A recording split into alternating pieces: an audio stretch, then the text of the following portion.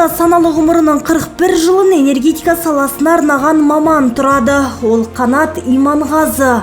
Аудандағы электр қосалқы станциясының дұрыс жұмыс істеуіне жауапты. Алғашқы еңбегімді жолын бастаған дежурный подстанция болып бастадым. Дежурный электромонтер по обслуживанию подстанция болып бастадым.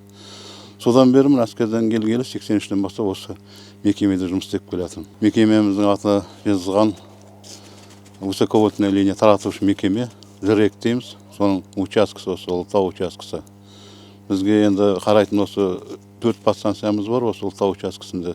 Жұмыс өте енді қиын болсын, энергетик саласына істегеннен кейін энергетик өзі бір-ақ рет қате жібереді ғой. Сондықтан көп нәрсе қазір мекемеміз осы басшылығымыз техника безопасности дейміз ғой. Қауіпсіздік шаралар көп мән беріп жатыр. Бесаспап маман үлкен кернеулі электр тоғымен жұмыс істейтіндіктен қауіп пен қатердің бел ортасында жүреді.